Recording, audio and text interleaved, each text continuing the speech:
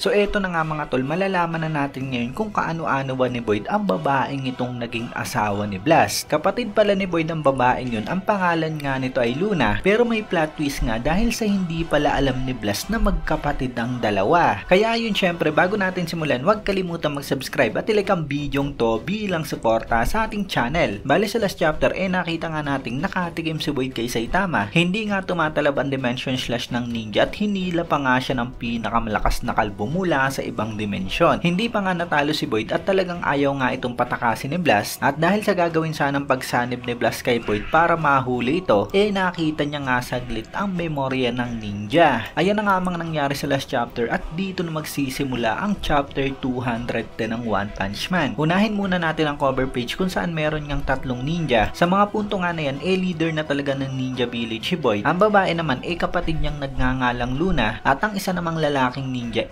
Jonin daw sa ninja village. At yun nagsimula nga ang chapter kung saan may pinapanood ngang naglalaban niyang si Blast dito sa mga container van. Mukhang napapahanga nga siya dyan at mula rito nakita natin ang naglalaban. Yan nga walang iba kundi si Boyd at ang kalaban niya nga isang ninja monster na may hawak na cube. Palitan nga sila dyan ng atake at mula nga rito nasapul nga si Boyd, tinuhod nga siya ng monster. Talsik nga siya dyan sa container at talagang UP nga ito. At sabi nga rito ng monster, yung contribution nga raw ni Boyd sa plano ng God talagang appreciated. At mula nga dyan talagang babanatan niya na si Boyd. Pero ayun, bigla na nga lang tumama sa braso ng monster ang black hole ni Blast. Tapyas nga rito ang buong braso niya at mula nga dyan isang slash ni Boyd putol nga talaga ang ulo ng monster. Lumapit nga dyan yung si Blast at sinabi niya nga na tinatrack niya raw ang God Cube, pati na nga rin daw ang lalaking yan. Nasabi niya nga rin kay Boyd na napakalakas daw nito at sino ba raw yan. At sagot naman ni Boyd sino rin ba raw yung si Blast na mukhang weird daw ang suot. Pero sa isip niya nga dyan hindi niya pa nakikita ang ganong klaseng jutsu at talagang napakalakas nga raw nito. At ang tinutukoy niya nga syempre yung black hole ability ni Blast. Nagpakilala nga dyan yung si Blast, sinabi niyang isa siyang hero at nagtatrabaho nga raw siya independently. At sinasabi nga dyan mga tol na 15 years ago pa nga raw yan bago pa ma-establish yung Hero Association. So talagang napakatagal na nga ginagawa ni Blast ang pagiging isang hero. Dagdag pa nga ni Blast, yung monster nga raw na yan tinawag na master si Boyd kanina. Jonin nga raw yan sa isang ninja village at disciple ni Boyd, at si Boyd naman daw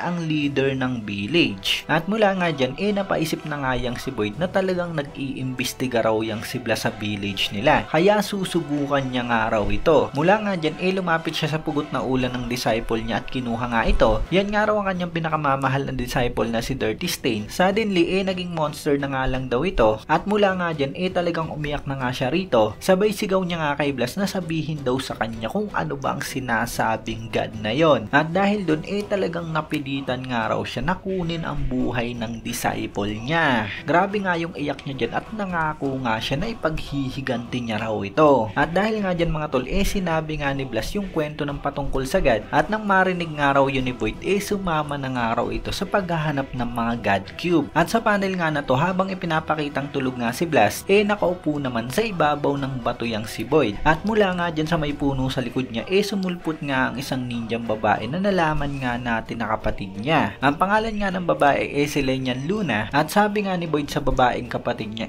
meron nga raw siyang mission para dito. Maging malapit nga raw ito kay Blast, bumalik na nga raw si Blast kay Shich mula sa Agony Foundation at sa isang genius scientist, at imbestigahan nga raw ni Luna yung financial resources at advanced technology ng mga ito. Alamin nga raw kung ang ginagawa ng mga yun pwede rin gawin dyan sa Ninja Village, at kung pwede ba raw na maging kakampi nila ang mga ito. At pag natapos na nga raw ito sa investigasyon tapusin na lamang yung mga sagabal. At mula nga dyan mga tol umalis na nga si Luna. At kasunod nga nyan mga tol, napakabilis ng pangyayari, kinasal na nga si Luna kay Blast. Present nga rin dyan sa kasal si Boyd, at bali ayun hindi nga alam ni Blast mga tol na kapatid nga ni Boyd yung babaeng si Luna. Sa kasunod na panel nagkaanak na nga dyan si Blast at Luna. Nandyan pa nga rin si Boyd at napapaisip nga siya kung na-realize na ba raw ni Blast. Pero talagang hindi niya nga raw mabasa ang mata ni Blast. At eto pa nga ang matindi, matapos nga yun tinarget nga raw ang kapatid niya sa isang napakatinding laban ng napakalakas na avatar at namatay nga ito. At mula nga dyan ipinapakita nga ang burol ni Luna, at sa isip nga dyan ni Boyd hindi na Luna ang pangalan ng kapatid niya kundi Maya. So hindi talaga alam ni Blast mga tol yung totoong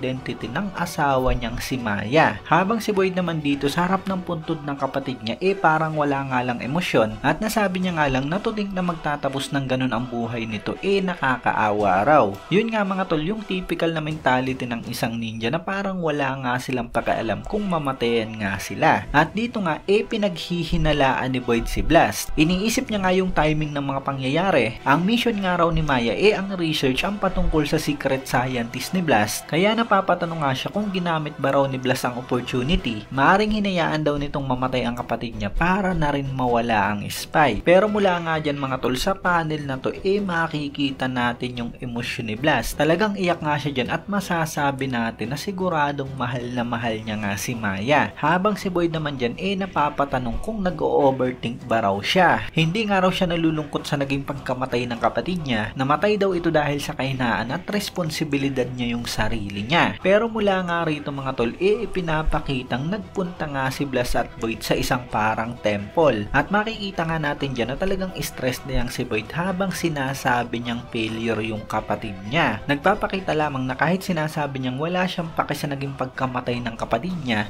talagang apektado nga siya deep inside at hindi niya nga lang maamin sa sarili niya. At siguradong napakahirap nga nito dahil sa hindi niya nga rin masabi kay Blast yung sitwasyon. At syempre napansin nga ni Blast na hindi okay yang si Boyd at tinanong kung okay lang ba raw ito. Ngumiti nga lang yang si Boyd at sinabi niyang siya raw dapat ang nag-aalala kay Blast. Pero mula nga dyan sa likod niya may parang isang estatwa ng Buddha. Nagcrack nga ito sabay guho nga dyan ng napakalaking tipak ng bato. Teleport nga sana dyan ni Blast yang si Boyd pero huli na nga ang lahat dahil sa may tumama nga sa kanyang God Cube. At alam natin na mahawakan nga lang yan pwede ka nang akitin ang kapangyarihan ng God. At mula nga dyan sa panel nga na to kung saan nakatungtong nga ang tatlong ninja sa napakalaking cube, nakita nga dyan ni Boyd ang dalawang malapit na ninjang namatay, ang kapatid niyang si Selenian Luna at ang Johnny na si Dirty Stain. At ang dalawa nga ang ginamit ng God mga tol para maging avatar niya yang si Boyd. Biglang-bigla nga dyan yang si Boyd nang makita niya si Stain at Luna at napatanong nga siya kung totoong buhay ang mga ito. At sagot nga dyan ni Luna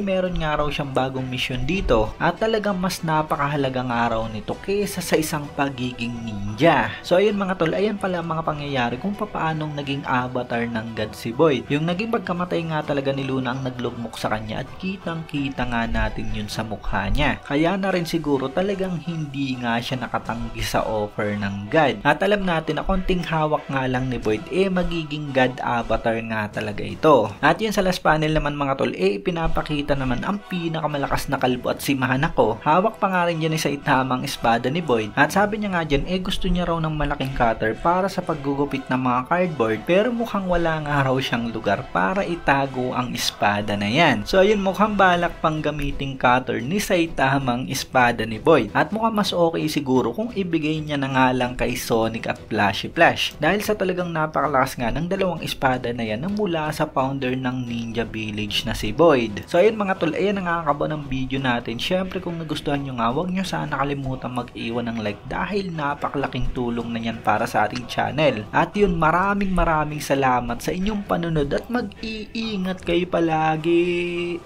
Bagang!